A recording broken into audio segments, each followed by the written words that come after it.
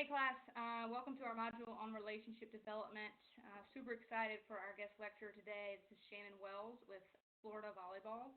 If you know anything about college volleyball, you know Florida's consistently in the top 10, top 5, competing for national championships, consecutive SEC championships. They definitely set the standard. Had the opportunity to get to know Shannon when I was at Florida and just really admired first who she is as a person, but also how she works as an assistant coach and what she prioritizes. They do a tremendous job of cultivating relationships with their players, especially off the court, so that they can get what they want on the court. And she'll talk to you a little bit more about that. But super excited for you guys to learn from her. And so I'm going to let Shannon get a little bit more about her background. So Shannon, thanks for being here. Oh, well, thank you, and very honored and humbled to speak. It's been an incredible journey for me as a coach. I think I calculated the other day, it's like 16 years of coaching, and I don't think anyone, including myself, would ever think that I'm in the position that I am now. Especially kind of just where I started as a Division II athlete and going to college basically to coach. So I went into education because I wanted to coach, and in the state of Indiana, you have to be a teacher to coach. So just kind of got through school more than anything so I could get that teaching degree. Don't worry, I'm not teaching anymore. Thank goodness for all the children. But I got to use some of the skill set and the knowledge from that to get into coaching. And, 16 years later, getting to be at the top of the collegiate game and recruiting against the best teams and schools in the country and, on both ends, on the court, off the court, and just really testing myself every single day and getting to enjoy this coaching world and everything it's brought me. So I really appreciate you asking me to be here today. Yeah, I'm selfishly thrilled to learn from you. So this was for my own, personal development too. So like I kind of mentioned, guys, Shannon does an incredible job in the program, from top to bottom. Mary, Dave, everybody does a really good job of building these relationships, of emphasizing connection and differences, similarities. I know one thing that you guys have done is you used the love languages one year. I don't know if you've repeated that, but that's something I stole from you and I've been using with teams, and they love. And so I know you guys really think outside the box with what you do. You're really heavy into DISC, behavioral assessment. And so if you could maybe just talk us through, we could start with recruiting if you want to, or just talk us through kind of your philosophy and approach to those things. Yeah, so, kind of just to give you a little background, I think that we coach in the way that we were coached, or that there's things in my coaching philosophy that are part of my story, So when I think through myself as an athlete, I, was raised by a single mom, and there were 4 of us, and I was the third, so second to last. And by the time that you get to that, we're just surviving at that point. And so there were a lot of coaches in my life that, did different things than any coach would ever do. I remember spending a birthday with my high school volleyball coach and her taking me to Applebee's because birthdays weren't a big deal in our family because we just didn't have money to do that. Well, it was a really big deal for her. So, we were able to build that connection. School shopping, there's different coaches that would take me school shopping. There's different coaches that would make sure that I was getting to games, and I played club volleyball, and I guarantee we never paid for it. I have no idea who paid for it, but I was able to fly and do all of those things. I just had really great relationships with all of my high school coaches. And then I went into college, and I had 4 coaches in 4 years. So each one of those coaches came in August, and they left in December. So all spring, there was no coach there, which allowed us to really dive into each other as teammates and kind of build those relationships there. But every single one of those coaches in 4 months has such a huge piece of my life, and I'm still really connected with those 4 coaches. So as I got into coaching, I knew that probably one of the most important things, and the things that I got from them, was the relationship. That, we were very successful, and it was fun, and, we worked really hard as athletes, but at the end of the day, that's what I remember, is how they made me feel. So when I got into coaching, I just knew that was such a huge strength of mine. And being at a D2 level and having 4 coaches, I wouldn't say that I was a great X's and O's person. We just kind of played. We played the game, and we were athletic, and we were pretty determined, so we won matches that way. So I felt like every year as I kind of made the step in coaching, I was learning. I mean, the X's and O's were so outside my comfort zone because it was like brand new. I was like a freshman every year walking in to the gym learning this game of volleyball instead of basically just playing the game. But what I did understand is that what my strengths were. And my strengths was being able to connect with people and build those relationships and really start to understand athletes and what makes them tick. And I really enjoyed that aspect of it. So, it just kind of started taking more and more of those pieces as I've grown in my coaching career and added those X's and O's. But I just understand that what a huge piece that is. And it gets harder and harder in the generation where there's more cell phones and more iPads and there's things for people to do.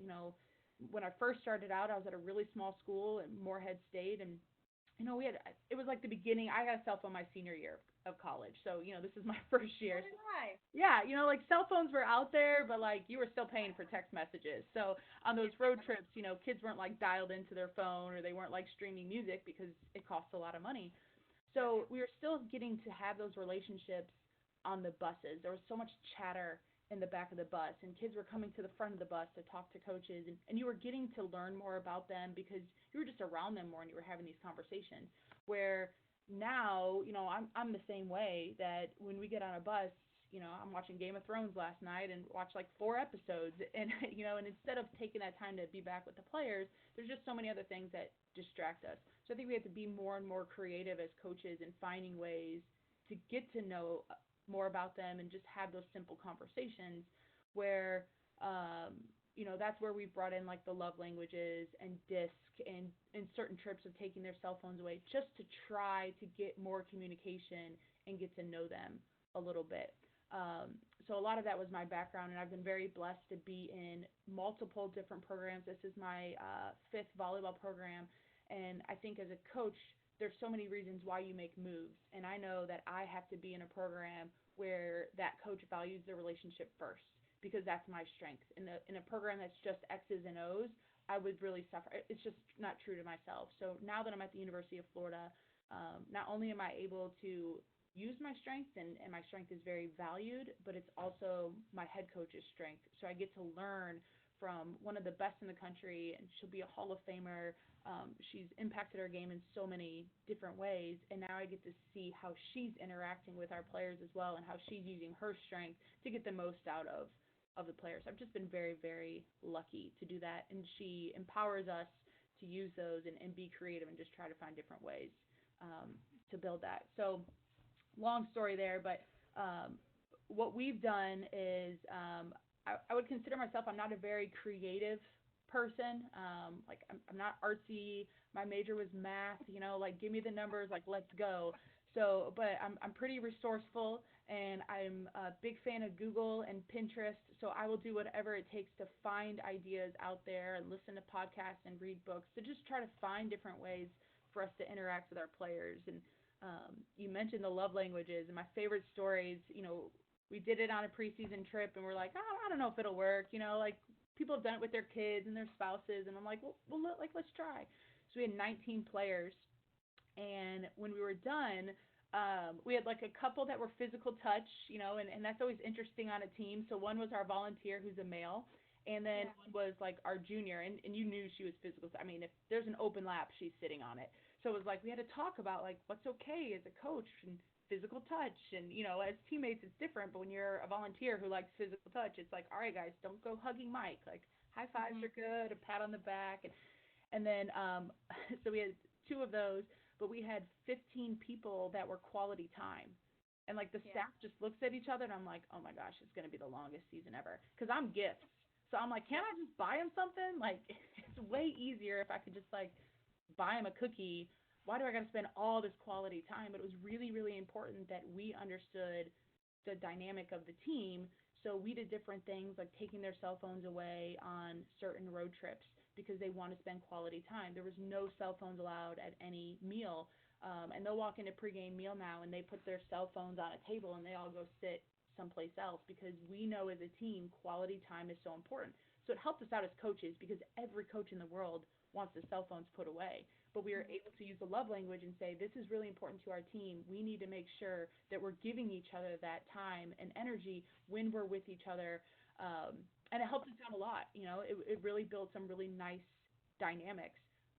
We just used the love language to kind of get what we wanted, but it was really important. And then you realize that when you had an issue with a player and you needed to go talk to them, you kind of had to evaluate, like, all right, where am I with that person? If I put that time in with that athlete to really talk to her about this conflict right now, or do I need to maybe spend some more time there, and so that when those conversations happen, I know that we're in a good relationship. It's so funny. So quality time by far with all the teams that I've used, love languages with quality time is by far number one across the board. With words of affirmation coming in number two. They're completely weirded out by physical touch, but the physical touch kid is always the one who's going to give you a bear hug every day, And so when you kind of make them think about it like that, we're not talking about holding hands or making out. We're Right. talking about hugs and high fives, and like if she's consoling you, she's probably gonna braid your hair or pat your back or. Yeah. So that always takes some time, but receiving gifts has such a misconception about it, that I've had teams be proud that receiving gifts wasn't represented in anybody's top. Yeah. And I'm like, so you kind of have to spend some time, because receiving gifts is in mine as well. And so, we had to kind of work through some of that and get them to explain that it's not about the material, it's about the thought that goes into it. Yeah. That you didn't just give me a cookie, you got me an oatmeal raisin peanut butter cookie from my favorite bakery in town. You know what I mean? So it's just interesting to hear you say that. But yeah, I think it's a great tool. So and at the core of all relationships, right, is love. Like that's what we're really ultimately trying to teach and learn about and get them to. So Right. Yeah. Yeah, and the basic of our philosophy here at Florida is we kind of go Stephen Covey, who 7 traits of successful people, and he talks about your emotional bank account, and that's kind of the basis of a lot of our conversations. And what it means is every interaction that you have with somebody, you either deposit or withdraw from them. It's as simple as this. Like right now, our interaction with each other, we're either banking each other or withdrawing from each other. And the reality is you're the perceiver of that. So I might think that I'm doing something good for you, but it might hurt you in some ways. Mm-hmm. I've withdrawn from you. So as coaches, we're constantly looking through our team. And at one point, Mary, had a list of every single player on our team. And as I make my move into being a head coach, now you have all these people you need to manage, right? So I have my assistant coaches and my strength coach and my athletic trainer and my administration. And every time I interact with them, what am I doing with our emotional bank account? Because the reality is, in college athletics, it is stressful. And there are going to be times that you are going to withdraw from somebody for whatever reason. It's, 2020 in the heat of the battle and your setter makes an incredibly bad decision and you erupt off the bench and you get after them. It's not meant to hurt them in any way, but hopefully that you've spent time and energy banking them, like deposits with them, that moment doesn't hurt so bad. So a lot of the times when we're working through, and I work with our setters a lot, so it's really, really important to me that I just keep banking them. I keep giving them opportunities, that my interactions with them are deposits. Because in this most stressful time, they're like the quarterback of football. In the most stressful time, I'm probably going to but I'm going to withdraw. Like there's going to be situations where we don't agree and it's a very stressful time. So the love languages, the disc, asking how they're doing every single day. If there's something going on, then I'm reaching out to them, giving them resources academically, or, even talking with their parents after a match and just letting them see that I appreciate the whole person. These are opportunities for me to deposit with the athletes and making sure that our emotional bank account is a positive one, so that when we have situations, which we all know are going to happen, it happens every day, that we're in a positive relationship. They can handle that moment because they know I truly love them. So I try to do that with everyone. It's really evolved. It's a Florida volleyball philosophy, and really learned it when I first got here. But it's evolved into literally every piece of my life, of how I deal with my mom and how I deal with my nieces and nephews and my brothers and sisters, to make sure that even a quick little text of, hey, I love you, congrats on your game last night, that they're feeling good, because then maybe the next month I'm crazy busy and I don't reach out to them. Well, that's a withdrawal, and I need to make sure that I keep making them feel like I love them and I appreciate them. So it's kind of been the basis of our foundation, and it's worked really, really well. No, it reminds me of a children's book. So I've been using a lot of children's books when I work with teens, because it's like just I wonder why. simplifies these life lessons, right? Like Yeah. as I read the Nehemiah, I'm like, yeah, this is the kind of person I want you to be, and which is ultimately what I'm trying to do when I work with teams. But the one I've used the most so far is called "How Full Is Your Bucket?" Same concept, all about exchanges, interactions, and every time you interact with someone, you have the opportunity to drain from their bucket or fill it. Love it. And like the moral of the story at the end is, when you spend time filling other people's buckets, you're also filling yours. Like, filling others' buckets is the best way to fill your own too. Yeah. So, but Yeah, keep I mean going that's my forward. why, right? Like Yeah. that's my story of Yeah. and I was at a coaching conference in professional development. I go every year. I'm super religious with that. Like that's my thing. It lights me up. It gives me new ideas. And about 2 years ago, I was having a big issue coaching because I just felt inferior in my X's and O's knowledge. And we have an Mhm. assistant, Dave, who is the greatest volleyball mind I've ever been around, and it's incredible. And every day I was learning something new, and I'm sitting here going, "Gosh, Shannon, like this is year 14. Why don't you know this yet? Like this, you should be knowing this." And it was very frustrating to me, And as I'm sitting there, I open up my book, and I'm like, you know what? That's not my why. My why is that I want my players to understand I care more about them as people than I ever do about the X's and O's. And when they leave this program, if they've never learned a better arm swing from me, or they never learned why they're doing this in this situation, but they know that they can reach out to me and I'll write them a letter of recommendation, or I'll be at their wedding, that means more to me than the X's and O's. Like, I want to be great in that side of it because I'm a coach and I love the game. However, I just have to keep going back to what's important to me. So my interactions with them, it lights me up, because this is the reason I got into coaching, and this is the reason that I love it. So, at times as coaches, it gets really difficult. I have to make sure I keep going back to my why when I get tired, and it's like, no, like, go interact. Like, when they're stretching today, like, don't sit and just wait for them to be done stretching. Like, go give high fives, and, go give smiles, and light yourself back up. And it's been fun in my journey just to kind of figure that out as a coach, and what I want to be too. Yeah, I experienced that a good bit when I was running Girls Place. You sit in an office in a desk, you're on the phone, you're dealing with paperwork, it's all this. And I would just have to like stop for a second and go walk the classrooms and get hugs and then disinfect myself. Go get hugs, give high fives, and see what they're working on, help with a little bit of homework, to just re-engage with, why am I doing this stupid paperwork in the Yeah. first place? Um, and your point about, which is not to say that Dave isn't invested in relationships, so I don't want it to sound like there must Correct. be stupid people in the world, two ends of the spectrum. But I was reading a book that a kid was talking about their recruiting process, and how she wished, instead of asking questions on the front end about like, how are you going to help me become a pro, or what's your offensive philosophy, how do you see my role fitting into how the offense functions, she said that she wished she would have asked questions like, how many of your former players' weddings have you been to? Yeah. Like, to find out how she was at the connection and the relationship. And I think that that's kind of a testament to what you do emphasize in those 4 or 5 years when you have an athlete. Yeah. So, are they someone that do they value you as someone that would be at their wedding? Right. Um, so it made me think of that when you said it. So I think it's tremendous for you to have a level of self-awareness, and this class, they're going to have to create their coaching philosophy. And self-awareness is a big thing that we've talked about already, and authentic leadership, and being who you are, knowing your why, your story, Celia. Um, did a talk with them on their philosophy soup. Um, I'm really glad to hear you say that. So let me ask this, and I'm thinking it kind of plays into what you're talking about.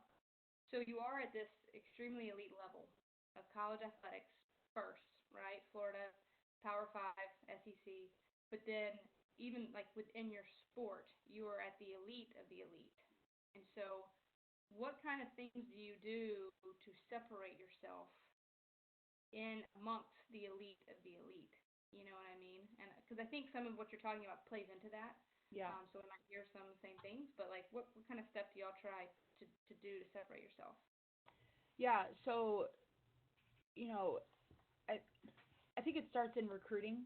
The Mm-hmm. number one thing for us, and you know, Florida has an incredible name, but when we start comparing maybe what Florida has materialized to what other schools we recruit in, for us, we're always recruiting against Texas, Nebraska, Stanford, Minnesota, Penn State. Always. Like, there's very seldom of a time it's not those schools. So those schools all have national championships. Um, they all have really great athletic departments. Like, everyone's able to kind of sell the same thing. They all have really nice home arenas, and so what we want to do in the recruiting process and how we separate ourselves is just goes back to the self-awareness. Like, we are very self-aware of what we are as a program, and we make sure that we're communicating that with people right away. So in our minds, when you think about a college athlete, they have more touches and more interactions with your strength coach, your athletic trainer, and your academic advisor than they'll ever have with anyone on your coaching staff. So we want to make sure that, number one, our athletes get to meet those people, but we want to make sure that those people are on board with what we're doing as as a family and as a group, and we call them like they are our family. See, Matt, our strength coach, has been with us 15 years, athletic trainer 14 years, our academic advisor 14 years. So it's pretty incredible. There's no one else in the country that has that. Mm-hmm. So when people are sticking around for that long, that is something we're going to talk about. We're obviously doing something right in the relationship side of things when you have people that can go anywhere in the country. I mean, Matt's been offered by 4 NFL teams, but yet he wants to stay here. He loves volleyball, and he's got track and swimming, and so he does really well for himself. But in the recruiting side, that's what we're talking about right away, is making sure that when their daughter comes to Florida, that she is going to have all these people around her that care so much about her in all these different areas. And we want to make sure, that athlete gets to spend time with those people. So for us, the longer the recruiting aspect goes, the better for Florida volleyball. The kids that come on campus for 4 hours and they want to see a really cool gym and they want to see really cool stuff here and Nike and the Jordan and blah blah blah, we really struggle with those kids because it's not who we are. That's not what we're about. We are about the relationship, and relationships take time. So kids that come here for 1 or 2 days, spend the night with our team, and then we get to build that relationship. We go to their high school game, we meet a high school coach. Like, there's so many other aspects, and we really get to know everything about that kid. That's where we're best. But if you think about our program, the relationship matters the most. So that's kind of where that goes. That we think that we do a very different approach to recruiting to make sure that we're selling exactly who we are, and we're very, very proud of that aspect of the relationships and how important Mary's philosophy is people over player. And she's been like that for 27 years. You can go back to quotes 27 years ago, and she's going to talk about she wants to coach the person, and then she's going to deal with the player after that. So it's been fun to be able to kind of branch out from there. And then from a volleyball aspect, I think that we teach the game at the highest level. Kids are leaving our gym right now with the understanding of why they're doing things, not just doing it. And in female sports, very seldom do females go out with a ball and just play a game. They've been starting at from 4 years old playing t-ball and told this is what they do and this is how they swing, and they don't really ever get to just explore. In our gym, a kid will come in and swing, and they're like, how'd that look? And we're like, I don't know. You tell me. Look at the video. What do you think? And they're like, oh, it was okay. I think I need to do this. All right, do it again. And then they do it. Like, did I do it? And we're like, did you do it? I don't know. Did you do it? And they're like, oh, yeah, I did it. We're like, okay. So it's like they're exploring their game. And then from the tactical side, teaching the whys that we're doing something. As coaches, it's real easy to see the game and we watch how much video, but can we teach them in those situations to respond the way that we would want them to respond? And I think that's very unique. Like, we'll compare it to, there's some gyms that you'll come and they roll the ball out. Like, here you go, 6-on-6, like, let's go. That is not our gym. And if you're a person that wants to be told what to do, Florida volleyball is not for you. But if you're a person that wants to explore their game and understand the whys and go on and play professionally, and maybe you're not the fastest and the most athletic and you're getting older, you're in your, upper 20s, 30s, and you're slowing down, but there's no one in the gym that should have better volleyball IQ than you. And that's our goal, is that they leave here with superior knowledge of why they do the things they do, so that helps them in their volleyball game just excel at another level. I love that, because it makes me think, the first thing was, we were so trained to seek approval as athletes, and maybe it's a female thing, I'm not really sure, but am I doing it right? Like, tell me, seeking approval, seeking pleasing. So I feel like it helps break that cycle a little bit. Can you still hear me? Yeah. Okay. And I love that idea of teaching to understand, like not teaching to repeat, not teaching to regurgitate on some sort of test or the scouting report, but teaching to understand, why we're making you do this or asking you to do this. I feel like that creates a little bit better buy-in, as well. For your people, it's not little robots. Right. Your sport, not little anything. But and it gets messy. Like, it's fun. Like, literally in our scouting room, Dave's asking the questions, and Dave's, again, he's an incredible teacher. So the way that he can teach this, and you mentioned, I'm glad you mentioned that, because the relationship part for him is the foundation of what he does. Otherwise, he can't teach these kids what he knows. Like, if there's anyone, like, you can come in, you can learn what he does and learn his systems, but what I don't think people understand is the relationship he's able to build and the teaching. Like, he just understands how to teach kids. So we're in the scouting room and he's asking these questions and the kids are just getting the answers wrong, and everyone in the, literally is like, seriously, and we're kind of like laughing because they're just figuring it out, like they're like, I kind of want to repeat what he just said, but I know I'm not supposed to, because that's not how this gym works. And it gets really ugly and gross for about the first 2 months of season, but it's entertaining and part of why I love it. It's very growth mindset oriented, not fixed, not just doing things so someone tells us we're certain things. So, and guys, just to mention too, like, Shannon got home around 1 last night after they crushed LSU. So just, she looks great. So, thanks for extra thanks for waking up to spend time with us. So, I'd like to talk about DISC a little bit. Just we haven't spent a lot of time talking about assessments, but I know y'all use it every year, right? Like, it's kind of become part of your culture. Correct. And so you could maybe just talk to us a little bit about what DISC is, and then how you use it, and how you feel you've gained advantages from using it. Yeah. So, I personally started using DISC about 8 years ago, and just started it with a team and met. We work with athlete assessments and met them at a convention, and I was like, oh, this is pretty cool.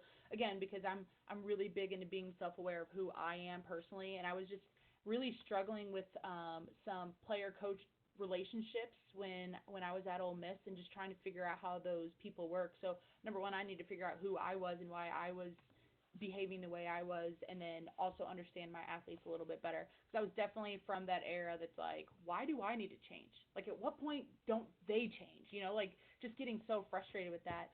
So DISC is just kind of an opportunity for us to figure out why we behave the way we do, and in different ways. So how we've used it is making sure, like, as a staff, we understand what we are, but then we've used it so that we can understand pace is a big one.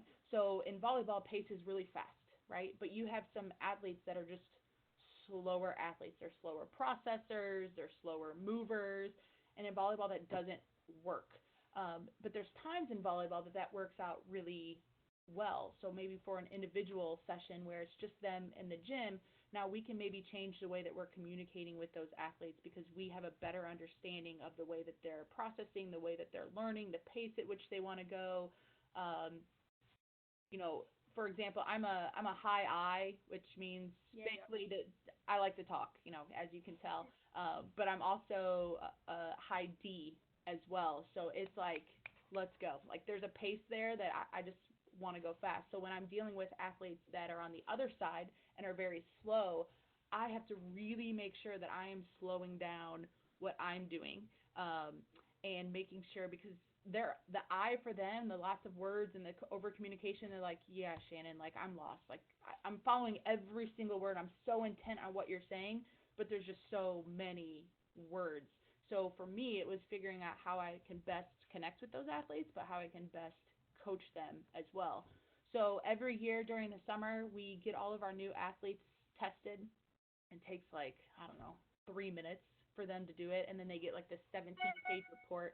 And it's always really fun for them to get it back and then talk to them about it. Like, what do you think? And they're like, oh my gosh. I mean, literally all they're doing is picking words. They're like, how can they get me from just picking these words? It's pretty amazing. So then we don't really touch it a lot in the summer as a staff.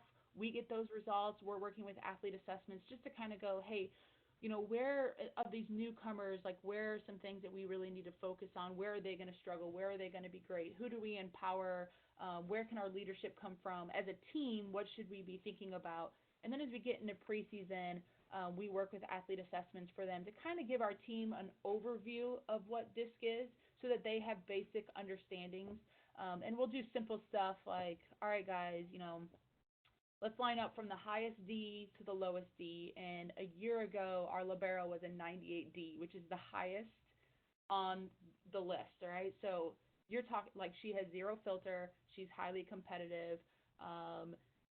In stressful situations, she's really not going to care about her tone. And it was really important for all of our team to understand. So we use an example of, hey, you're sitting down at lunch and someone takes a bite. You get up to use the bathroom and someone takes a bite out of your sandwich. You come back, what do you do? And that D is like, are you kidding me? And, using choice words there. Like, are you kidding me? You took a bite out of my sandwich. It's right there. And then the lowest D is like, I mean, it's okay. Like, I'll just go get my own sandwich. So, like, the team is, like, laughing and interacting about it as well.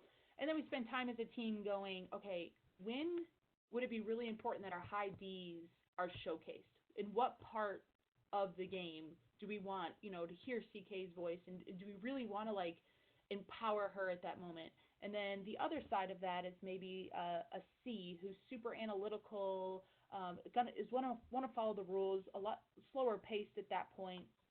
And at what times in the game do we really want to hear and feel the C's? And we talk a lot about, like, all right, stressful situations, and we come into a team huddle, and if that person could be like, guys, deep breath, slow it down, and we kind of just use that opportunity to really go, there's no bad behavior.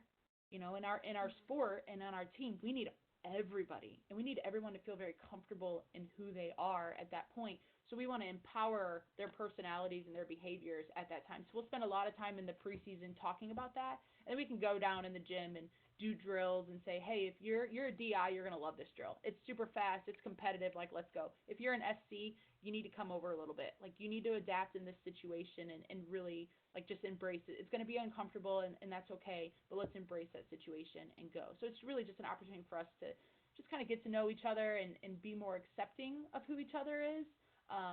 Because if they understand that behavior side, there's not as much judging on the court. And that's probably one of the most important pieces to us is we want a judge-free environment. We worked really, really hard, and I would say over the last 3 years, our team has kind of become that because we spend so much time really just trying to get to know each other. It sounds like it's become part of your language, like you said on the court with a practice drill, D&I. Like, it sounds like y'all, you incorporate and use it every day, just as you do on how you would, set up a defense or an offensive set or something like that. Yeah, for sure. And you have to be careful because, we have 7 new players this year out of 17. So disc is so new to them. So on top of all the volleyball and then to add this, so to throw it out all the time, it gets very confusing. So as a coaching staff, we're definitely talking about that a lot Mhm. more. And then as teams get older and they start to understand the process a little bit more, I think you hear those actual letters coming out a lot more. You just have to gauge kind of what the team can handle at that moment. Have you ever experienced, like, has it ever backfired? Like someone using being a D as a crutch of like or unwillingness to change. Oh yeah, Has for that, sure. I think that each athlete can go through those moments, and I had an interaction with one of our players who's a high D. So after the match, we circle up and stretch. And what I do is I go and give everyone a high five, and again, because you're connecting with them. So even the kids on the bench, I'm like, hey man, like that stuff was good. And how'd you feel like you were doing? And just connecting.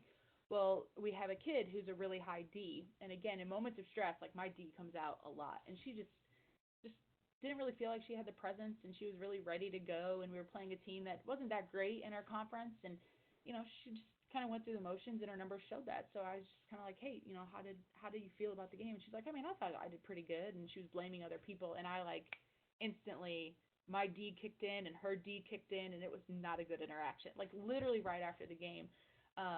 So on both ends, as a coach, it's a learning aspect that I'm like, why would I do that? Like yeah. I need to know that that's going to happen to myself and say, okay, we'll talk about that tomorrow. She's young, she's a freshman, so she has no idea that that's even happening. And it got to the point where, like, I think if I didn't understand that she was a D, I would have taken that as a ton of disrespect because it got to Yeah. a tone where it's like you should not talk to me like that. But being older and understanding myself because I egged it on, and two Ds going after each other is going to get pretty heated. Yeah. I was able to step away in that moment, and since then we've talked about it. And again, I'm not blaming her for interacting that way, and that was like not any part of our conversation. My issue was that she blamed another athlete for her inability to perform instead of looking inward and going, where could I have been better? And Mhm. that was our interaction. But because of who we are, our behavior, it wasn't probably handled in the best possible way. Gotcha. Yeah, it's probably hard for an 18-year-old to kind of take a step back from and realize why she's doing something in such a heated moment. Yeah, Um, especially when she played like crap. So, yeah, right. And you also never want to really admit that to yourself, right? yeah, No matter how old you are, you're never yeah, gonna right. say, yeah, that was really bad, you know. Um, so I have well, one more question really, and because I know your time is valuable. So with developing relationships, and we've talked about technology a little bit, we've talked about distractions, but like, what would you say with technology aside and the role that phones play in our lives now? Like, what would you say is like your or the biggest challenges to create connection? I'm always curious about this because I go in and I work with teams, and I was actually just talking with a student athlete before our call about this. Like, I feel like I go in and then coaches want one thing, like fix, like work on this, talk about leadership, da da da. But then when I get in the team and they start talking, I'm fixing relationships. Yeah. Like I'm helping them be on the same page. And so, what do you think are like the biggest challenges to that right now? Yeah, like I think that there's general statements, and but from like I look at this team right now, and we have 17 players, seven brand new. We graduated four-year All Americans, and 4-year starters. I mean, it was kind of nice. It's been nice for a long time. There's a lot of comfort there, and now everything is brand new. So volleyball is brand new, games are brand new, road trips are brand new, relationships are brand new, and the hard part right now is like you're just spending so much energy in so many different areas that sometimes maybe aren't the most meaningful area, which is just sitting down with a kid and going, hey, how are you? How's it going? Because there's just it's we're a fall sport, and this would be my general comment. A fall sport, it is very difficult to build relationships with new people because they get on campus, and our kids get on campus in July, which is our heaviest recruiting time. So we're usually off campus for the first 2 weeks of July, and then camp begins, and that's the next 2 weeks. So yeah, we definitely spend some like more goofy, delirious moments during camp, getting to know each other, but it's not meaningful relationships. And then they go home for a week, and then we start preseason, and during that preseason, we've done some things to help aid us in building that relationship, but you're literally like right into volleyball. And so the priority of your systems and finding lineups and teaching the game is so high where you only get so many hours. It's a pie chart of hours in a day, and it's a pie chart of hours you're allowed to spend with your athletes. So when you're trying to just teach them and get a understanding of everyone being on the same page about our game, like where does the time come to just literally sit down and build those relationships that's off the court, whether trying to find community service hours, which how do you do that in the fall? Right. It's so incredibly difficult. So then in the spring you feel like you have so much more time around these athletes. By that time though, you've lost a year with those newcomers, and it's just so difficult. And the recruiting process is great. I mean, once they commit, you're still building that relationship. But again, it's over the phone, and I'm 37. No 18-year-old wants to get on the phone and talk to me once a week, and I'm okay with that because I don't want to talk to 18-year-olds once a week. Like, I got a life too. So a lot of those conversations are superficial and on text messages, or sending emojis, which I love my phone, so I have nothing against that. But it's just not that meaningful relationship that we're looking for. So we've spent some time in the preseason, and we've started this. This was our third season of doing it. We've been very lucky to have some people around our program that have beach houses and let us stay there for free for 3 days, and we take their cell phones away. They don't even bring them, and we get 3 days of, we practice once during that time, and the rest of the 10 hours in that day is filled with activities of getting to know them. We always do beach Olympics. This year was like blind home run derby, so like their kids are blindfolded with a bat, and you're throwing water balloons, and their teammates are telling them to swing, and it's laughing. We always talk about, can we build memorable, sober experiences for our athletes? Because in college, they have lots of fun, but nothing is sober and authentic. And that's a really big part of our preseason because it happens so fast. So in those 3 days, we have decided as a program where every other program in the country is practicing twice a day, we're going to practice once a day. And the rest of that time will be spent on developing relationships. And every team is different. So like 1 year we did the disc, 1 year we did the love languages. This year we did the banks and deposits was a big piece of that, and then kind of fun things. But it's really a basis on your team. The year before, when we had 4-year starters, we didn't do any of that stuff.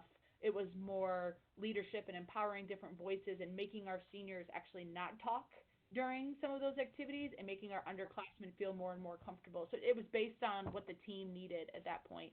But that's kind of been our way to find ways to build in a fall sport that just happens. It happens so fast. It's really, really difficult. Yeah, I mean, I love how just listening to you talk, y'all are so married to your core, but and I heard it put one way, you're married to the mission, right, of what you're doing, but your model of how you go about doing it, you're dating that, it changes. So you're married to the mission, but you're dating your model. And so you change year to year based on your personnel and the strengths and weaknesses of the team of how you go about cultivating this in a very short time frame. So Correct. I think that's awesome. I think that's exactly why I asked you to be the guest speaker for this week. Well, so, I appreciate it. Yeah, well, thank you so much. I mean, this has all been, I could obviously talk about this forever, but I think that my students will probably stop listening right about now. We're approaching the 1 hour mark. So if there's any lasting thoughts that you would like to leave them with that you don't feel you got an opportunity to share, you're welcome to do that now. Yeah, I don't have a lot, and I'm glad that you brought Celia into your program to talk about the self-awareness. I just can't stress that enough. I just think it's so important that you are aware of who you are, but then you're just proud of who you are, and in any way you go, whether that's in coaching or that's in management, just being true to yourself. And I think that you'll hear that from so many great coaches right now, is that you have to be your authentic self. And I literally, I'm still learning about myself, but I'm so glad that I had coaches when I was young talk to me about professional development and being, just exploring my story and my philosophy and really spending time and energy there. And, I'm not the type of person, like, I don't have it all written out, and I go to these conventions and I think I want to do that, but the reality is there's no time, but it's in there. Like, it's in there, and I know who I am, and I know what I want to be, and I know, I have a sign up in my office right now that says, how does it feel to be coached by me? And I look at that every day before I walk out to practice, because that's the most important thing to me. And it's literally, again, 16 years of coaching, and I work on that every single day. So I'm glad that they're getting opportunities to just try to figure that out, and be proud of that and build on that and not compare yourself to anyone else, because you can be great in who you personally are, and then just learn the other pieces and try to build those weaknesses a little bit. But who you are is the most important thing. Be authentic. Your athletes will see that. The people that work for you will see that. And number one, you'll be happy. So I love that you have that in your office. That's one of my favorite self-aware questions is, what's it like to be on the other side of me? I know how I feel being me in the world, right? Yeah. Most of the time. Um, and so what is it like, though, for you to be around me? Yeah. In the world, what's that experience truly like? And then my other children's book, and I'm actually using it tonight with a team, is I'm Gonna Like Me. It's by Jamie Lee Curtis. Mhm. And so it's off the what you were saying about knowing who you are and then liking who you are. I often feel like the second step's the hardest part. For sure. So I'm really happy to hear you to talk about that. So thank you so much, Shannon. If I can ever return the favor, just let me know. No problem. Thank you. And again, I think this is awesome, and I love the speakers that you're getting, and you're definitely. I wish that I would have had more opportunities that these athletes or these students and adults are having. It's a really cool area that you're doing. So thank you for giving back to our sport and helping coaches be better coaches and people be better people. And it makes my job a lot easier as these athletes are coming through our program, for sure. I appreciate that. Yeah, it's super cool now that they have an athletic leadership degree, right? And then we don't have to major in education and religion. So, right. The difference that decades make, right? So, right. So yeah. All right. Well, good luck with the rest of the SEC. Go Gators. Go Tigers. All right. Go Gators. I've made the move, but go Gators. All right. Go Gators. Thanks, Jana. Okay. Bye, Shannon. All right. Bye. We're still on here. I just stopped recording. Okay. Well, I thought I did.